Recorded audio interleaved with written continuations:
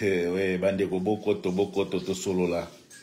Urgent, donc yindi yinda ki mabe. Yinda ki mabe. Mutuko tinave. Bande olangai boko to solo là, donc yinda ki mabe, donc awa na Bruxelles lelo tozali le 25. Donc yinda ki mabe na verba, je pense que na ba 18h comme ça. Et yinda ki mabe na Bruxelles eza kolobake mbata zwi lumbe mbata pakati mbangu mais siko bino bato ya IDPS boloba bato makasi bobengi police pona nini mbata pakati mbangu na place bando sala conférence mbata mbangu na côté ya toilette kuna bake kuna ba sécuriser ba bimisie na porte ya sortie mbata pakati mbangu lekele njifwa bajituta jikofi mudinsu mbata bandiko na ngai ya pakati mbangu bali baye kosala conférence na bango ya changement ya constitution kobiso tokene makama matanga bazwi penza mbasa zwi mama na lumbe bandiko na ngai batu basali action wana pour le moment bazana no na maboko ya mbila bazwi mame nazola kisabino ba image bo mona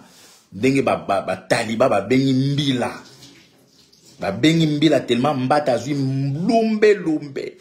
meme Nigeria ni chimne ni munyinyi wambua bajini tuta chitu mudisu mbangu. Félicitations les gars. Awa donc ba blague ezate bomoni ko kaise combat ikufi bomoni ke en pleine conférence ya nini ya changement ya constitution mbata eko sala awa bandiko na ngai azwi mama na lumbe bakimisie na kote ya nini ya sortie abosa ni même nzela sortie akende kote ya toilette mbata koti na douche kangi mbikila chilombo mema ni jimu danger bikila chilombo mema ni jimu danger chimbata omonia soki babenga ka police te na police ya civil ezaki wana te lelo mbata lingaki bolinge boyoka kaki bazongisi na cercueil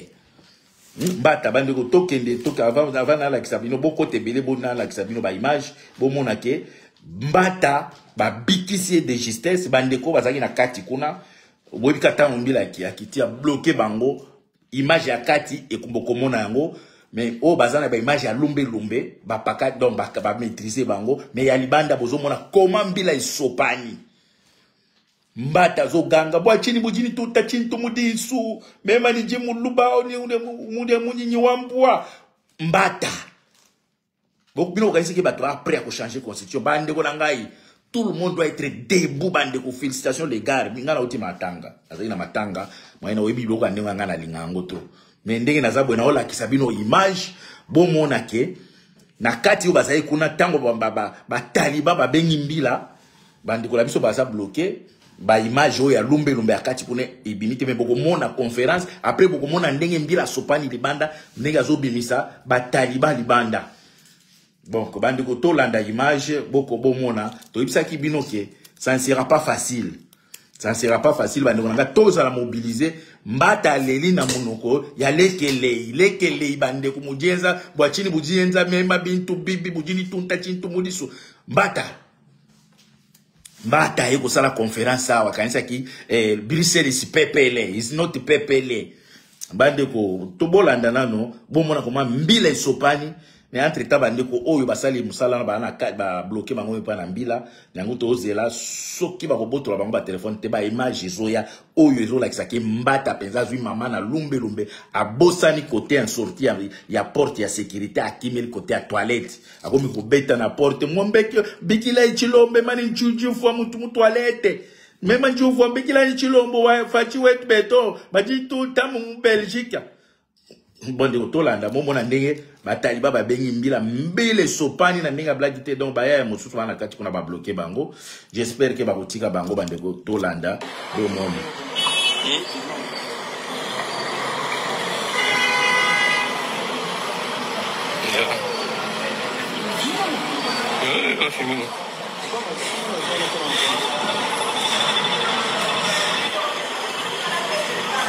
oh bomona les mbila Bataliban de babengi mbila. pour mbata uto zo lumbe kuna na kati mbila sopani aiko kanga bato en désordre. Donc mbata azu lumbe bayaya o basalaki masolonga na kati bakangi bango. Donc mais o noso bomona na mbila civil na mbila ya o balaki bilamba bango na bomona nde ba obisa bataliban bauti kozwa lumbe na kati kuna mbata ndenge za boye na ebite soki abombani wapi botal.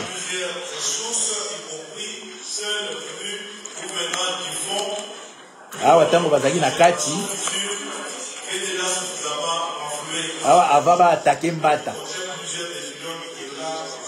Après tango yindi mbala moko bayaya ba bloquer bango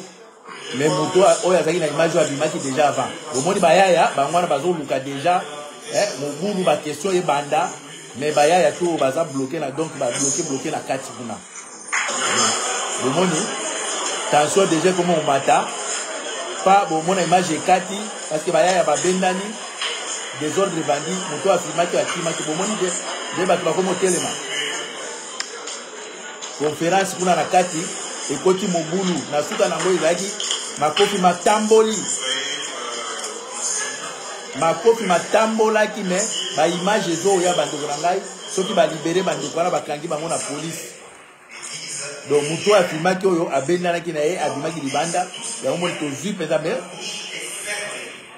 Donc na kati kuna ezaki na tension suka na ngo bataliba ba bengi mbila bomoni suka na ngo ba bengi mbila tellement mobulu salimaki parce que bayaya o bafimaki na kati kuna bakangi bango na ba image wana bo bakangi bango mais ba image soki ba libérer bango de tokomona ba image wana tozala liboso ya hôtel. Je pense que ça côté ya botanique. Wana bambila ba sopani pona koya konini mbata azui mama na lumbe tozo zela bandeko bakotanaki na kati po oya filmaki abendanaki tango amoniki ba mobulu linge banda oyo bazana kati kuna bangondi bana ya mobulu même mbila blokaki bango a bloqué bango tango bataliba moni eleki ba bengi mbila ba bloqué ba tutu bazali na kati kuna ba blokaki bango. Donc tango ba image ko ya to kolakisa bino ke mbata azui mama na lumbe ayaki awa po alobela makambo ya changement ya constitution azui lumbe ndeko bomoni a filmer azaki na kati tango amoni moma mobulu ebandi abendani libanda ba image yo bomoni ya libanda eza mbila muto asopanaki tango ayeme ba o bazaki na kati kuna ba continuer osala mobulu mbila kuti bango a bloquer bango na kati kuna. Donc ndenge za boye bandeko na ngai nayebi ke ba kotika bango po basala eloko ya mabete bakende ka ko défendre kaka o ezali droit na bango ya ko changer muto ko changer constitution te. Donc mbata azui lumbe na Bruxelles bandeko na ngai ya France. Donc ezala bongo partout place nyonso ba kokende ko lobela makambo changement de constitution. D'ailleurs ezaka leloti mbata lobby mbata bazaki 6 bakutani na 4 personnes ba mbata akimaki bakimi bakoti na hôtel de tonnes bakoti bakiti